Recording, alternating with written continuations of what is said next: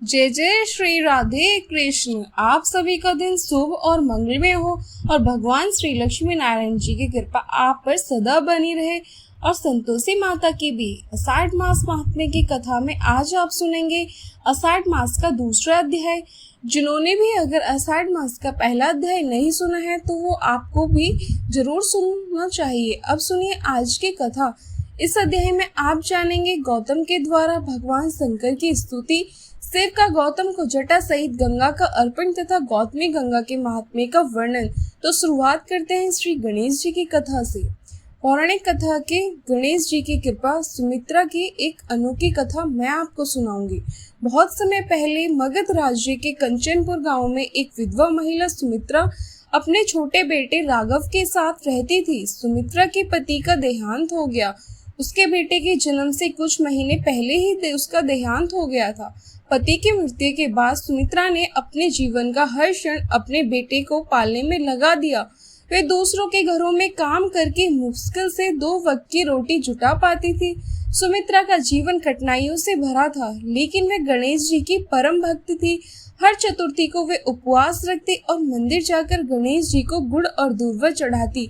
वे कहते हैं, हे विघ्नहर्ता, मेरे जीवन के हर विघ्न को हर लो, मेरे बेटे राघव को सुखी और समृद्ध बनाओ। राघव भी अपनी माँ की भक्ति को देखकर बड़ा हुआ। हालांकि वह गणेश जी पर विश्वास तो करता था, लेकिन गरीबी और कठिनाई के कारण कभी कभी निराश हो जाता था। वे अपनी माँ से पूछता, माँ, तुम हर चतुर्थी को उपवास करती हो और गणेश जी की इतनी पूजा करती हो, फिर भी हमारी जिंदगी में इतनी परेशानी क्यों आ रही है? सुमित्रा मुस्कुराती हुई कहती है, बेटा, भगवान की कृपा हमेशा हमारे ऊपर है, हमें बस उनके समय का इंतजार करना चाहिए। जब राघव 10 साल का था तो गांव में भयंकर अकाल पड़ा। खेत सूख गए, पानी के स्रोत खत सूख गए और गांव के लोगों के लिए भोजन जुटाना मुश्किल हो गया। सुमित्रा के पास कुछ भी नहीं बचा। उसे कई दिन तक भूखा रहना पड़ा, लेकिन वह गणेश चतुर्थी का व्रत छोड़ने को तैयार नहीं थी। एक दिन राघव ने गुस्से में कहा, माँ, अगर गणेश जी हमारी मदद नहीं कर सकते तो उनकी पूजा क्यों करनी? सुमित्रा ने धीरे से कहा, बेटा, भगवान की परीक्षा हर भक्त को लेनी पड़ती है, हमें उनका विश्वास नहीं खोना चाहिए। गणेश चतुर्थी की रात थी। सुमित्रा ने व्रत रखा हुआ था, लेकिन घर में दीप जलाने तक का भी तेल नहीं था। उसने गणेश जी की मूर्ति के आगे बैठकर कहा, हे विघ्नहर्ता, मेरे पास आपको चढ़ाने के लिए न प्रसाद है न दीप है, लेकिन मेरा प्रेम और विश्वास कभी कम नहीं होगा। आप जो देंगे वही स्वीकार होगा। उस रात एक वृद्ध साधु उनके घर के दरवाजे पर आया। उसने कहा, माता, मैं बहुत भूखा हूँ, क्या तुम मुझे भोजन दे सकती हो? सुमित्रा ने कहा, बाबा, मेरे पास कुछ नहीं है, लेकिन आप मेरे बेटे का हिस्से का खाना खा सकते हो। मैं आपके लिए पानी और बची हुई रोटी लाती हूँ। साधु ने भोजन ग्रहण किया और कहा, हे माता, तुम्हारी भक्ति से मैं बहुत प्रसन्न हूँ, तुम्हारी सभी परेशानियां जल्द ही दूर होंगी। इतना कहकर वह साधु गायब हो गया। अगले सुबह सुमित्रा को मंदिर से एक पुकार सुनाई दी। जब वे वहां पहुंची तो उसने देखा कि मंदिर के पुजारी उसे बुला रहे थे। उन्होंने बताया कि मंदिर के दान पत्र में एक पत्र मिला है, जिसमें लिखा है कि सुमित्रा को इस गांव की जिम्मेदारी सौंपी जाए। गांव के मुखिया ने सुमित्रा को अपने पास बुलाया और कहा, सुमित्रा, ये पत्र गणेश जी का आशीर्वाद है। अब से तुम्हारे और तुम्हारे बेटे की सारी जरूरतों का ख्याल गांव वाले रखेंगे। सुमित्रा और राघव की पूरी जिंदगी बदल गई। गांव में धीरे धीरे अकाल खत्म हुआ, फसलें लहकाने लगी और पानी के स्रोत फिर से भर गए। सुमित्रा ने अपनी भक्ति और विश्वास से ये सब संभव कर दिखाया। कुछ सालों बाद राघव बड़ा होकर एक सफल व्यापारी बना। उसने अपनी माँ की तरह हर चतुर्थी को व्रत रखना शुरू कर दिया। वह हमेशा कहता, गणेश जी ने हमारा जीवन बदल दिया और हमें नया जीवन दिया और उनकी कृपा से कभी मैं नहीं भूलूंगा। सुमित्रा की ये कथा आज भी कंचनपुर में सुनाई जाती है। कहते हैं, जो भी गणेश जी के सामने सच्चे दिल से प्रार्थना करता है, उसे विघ्नहर्ता का आशीर्वाद जरूर मिलता है। तो प्रेम से बोली श्री गणेशाय नमः। अब मैं सुनाती हूँ आपको आज की कथा। एक समय की बात है, एक छोटे से गांव में एक दंपति माधव और रुक्मिणी रहते थे। वे निर्धन थे, लेकिन परस्पर प्रेम और विश्वास से अपना जीवन व्यतीत करते थे। माधव दिन भर मेहनत करता और रुक्मिणी घर की देखभाल करती। हालांकि उनके पास पर्याप्त धन नहीं था, लेकिन उनके दिल में संतोष का भाव था।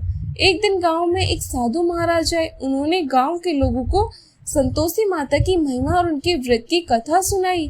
साधु ने कहा, संतोषी माता अपने भक्तों की हर मनोकामना पूरी करती है। उनकी कृपा से निर्धन को धन, दुखी को सुख और भक्त को उसका खोया हुआ सब कुछ प्राप्त होता है। हर शुक्रवार को सच्चे मन से उनका व्रत करने से माता प्रसन्न होती है। रुक्मणी ने ये सुनकर ठान लिया कि वह संतोषी माता का व्रत करेगी।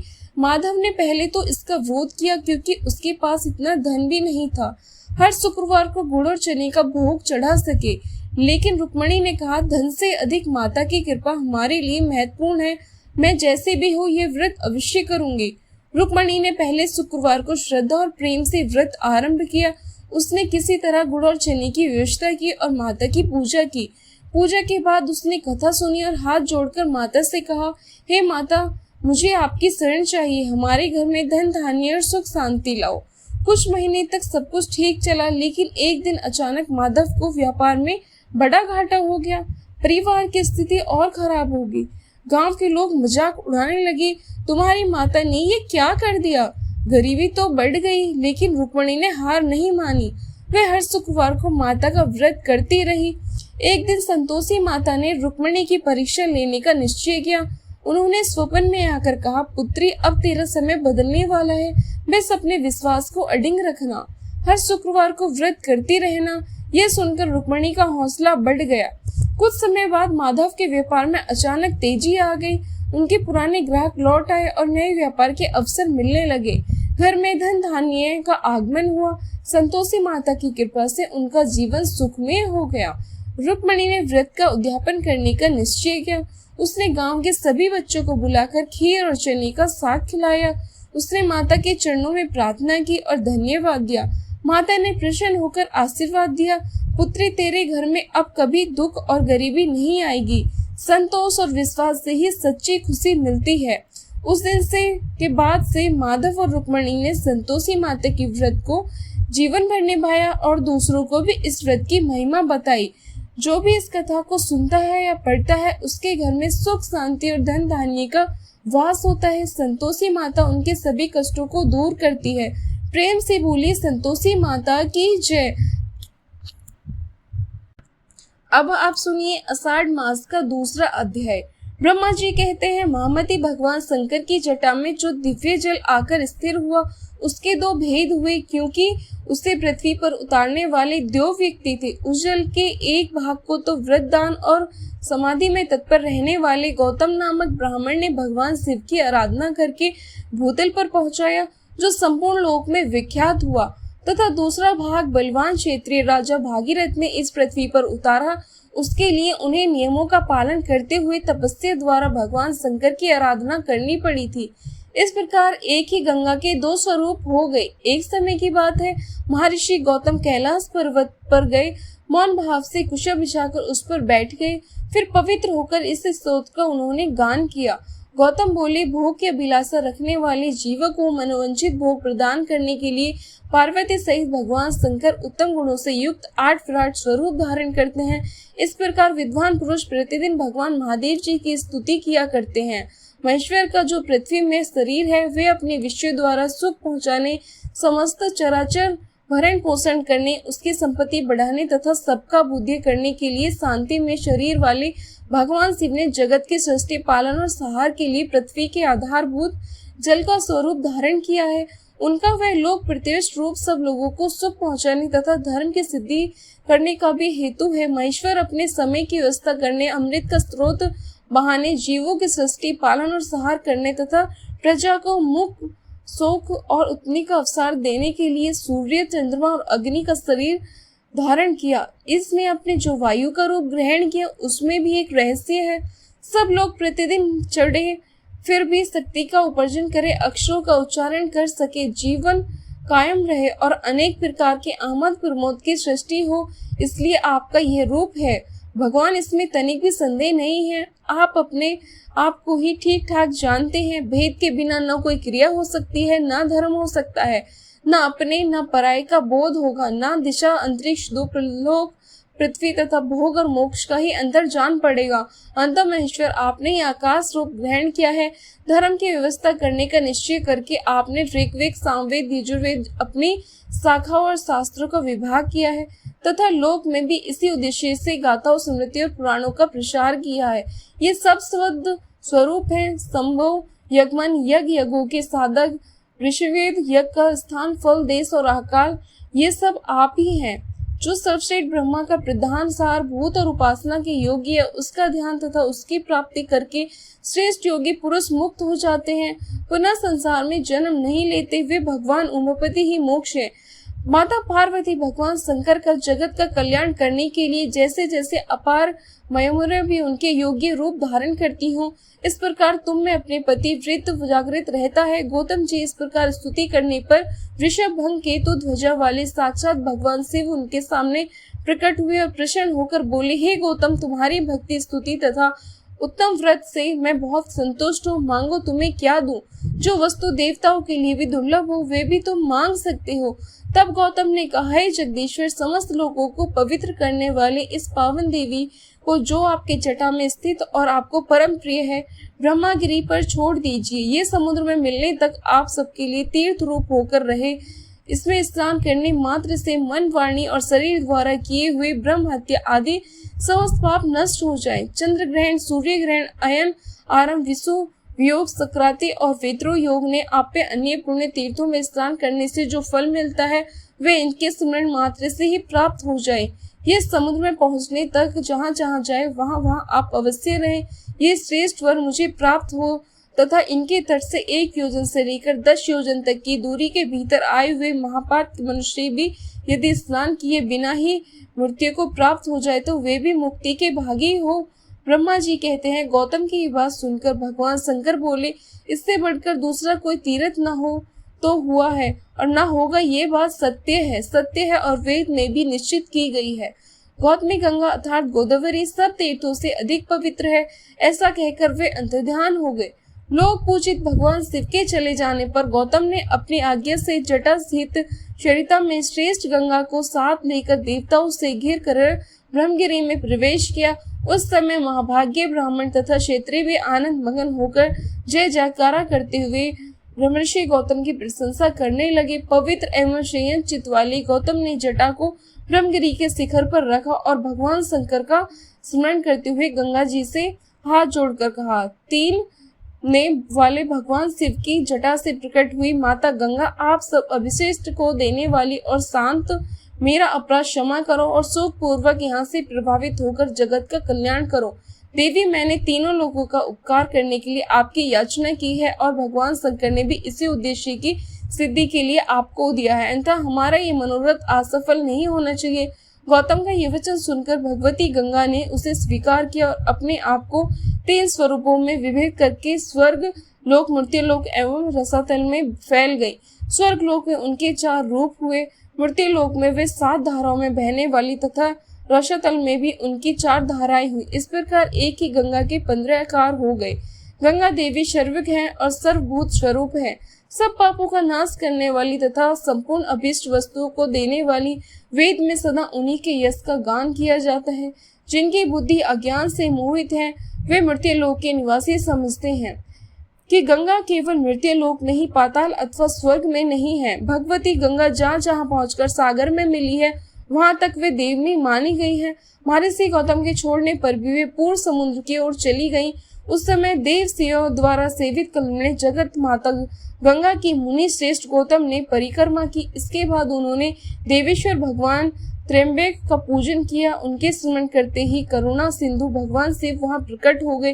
पूजा करके महर्षि गौतम ने कहा, हे देव महेश्वर, आप संपूर्ण लोगों के हित के लिए मुझे इस तीर्थ में स्नान करने की विधि बताइए। तब गौतम की बात सुनकर भगवान शिव बोले, महर्षि गोदावरी में स्नान करने की संपूर्ण विधि सुनो। पहले नंदी सुख श्राद्ध शरीर की शुद्धि करे, फिर ब्राह्मणों को भोजन कराएं, उसके स्नान की आज्ञा लें।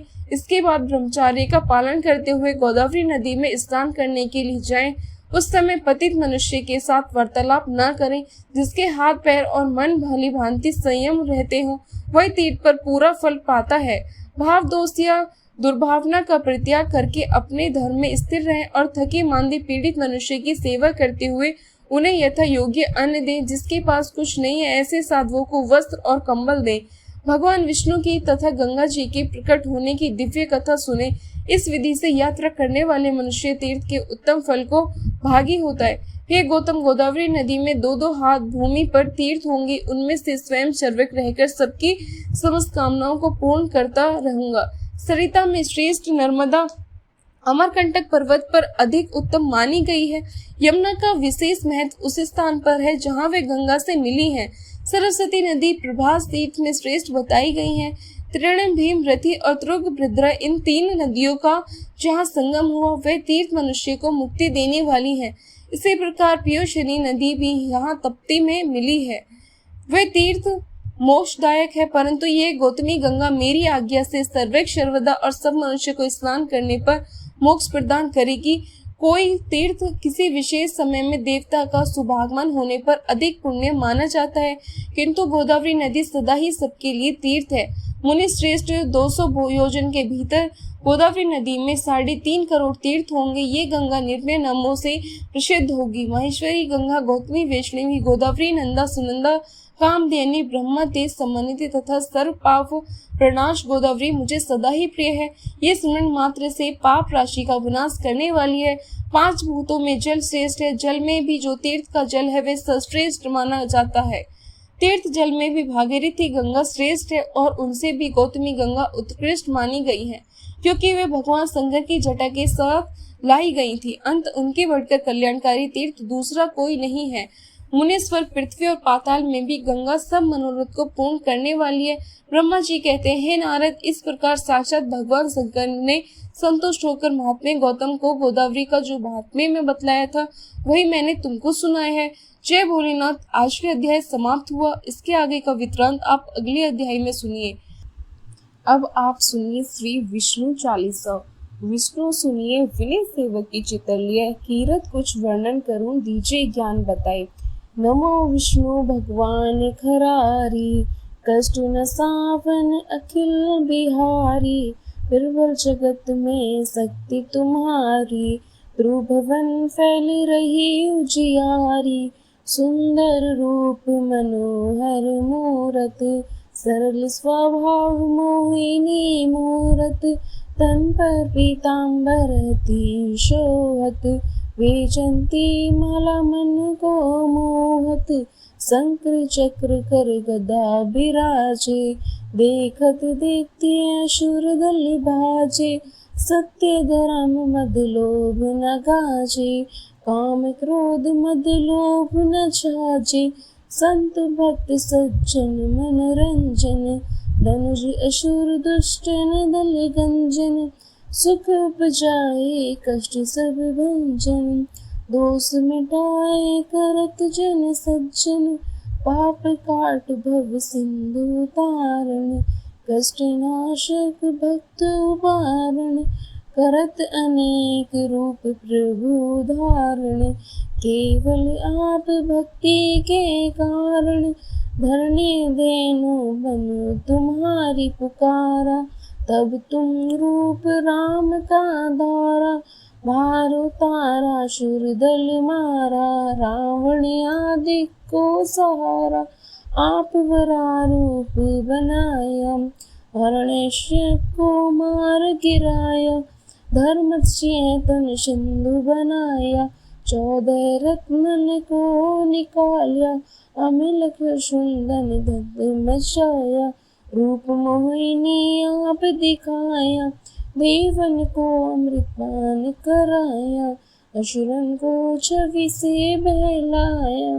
क्रोम रूप धर सिंधु छाया, मुद्रांचल गिरी तुरंत उठाया।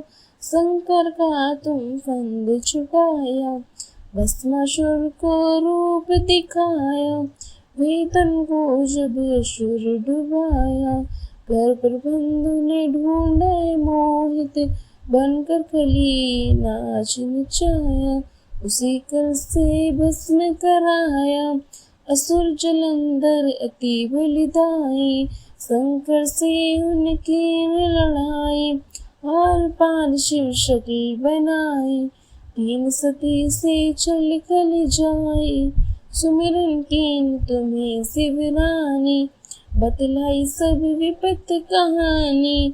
तब तुम बनी मुनीश्वर ज्ञानी, वृंदा की सब सुरती बुलानी, देखत तीन धनुष शैतानी, वृंदाए तुम्हें लपटानी, हो स्पर्श धर्म शती मानी, अनाशुर उर शिव सैतानी, तुमने ध्रुव पहला दो बारे, कुश आदि की खल मारे, मणि का नाची मल तारे, बहुत भक्त भव सिंधु तारे, हरि शकल संताप हमारे, कृपा करूं हरि सृजनहारे, देखूं मैं निज दर्श तुम्हारे, दीन बंधु भक्तन हितकारी, चाहत आपका सेवक दर्शन, करूं दया अपने मधुसूदन, जानू नहीं योग्य जप पूजन, हो यज्ञ स्तुति अनुमंदन, शील दया संतोष सुलक्षण, उदित नहीं वृत बोध विलक्षण, करूं आपका किस विधि पूजन, कुंती विलोक होत दुख भीषण, करूं प्रणाम कौन विधि सुमिरन, कौन भांति मैं करूं समर्पण, सन्मुनि करत सदा सेविकाई, अशित रहित परम गति पाई, दीन दुखिन पर सदा सह जाई, निज जन जान लेव अपनाई, पाप दोष संतप नाशाओ, भाव बंधन से मुक्त कराओ, सुख संपत्ति दे सुख उपजाओ, निज चरणन का दास बनाओ, निगम सदा ये विनय सुनाओ, बड़े सुने जन सुख पावे।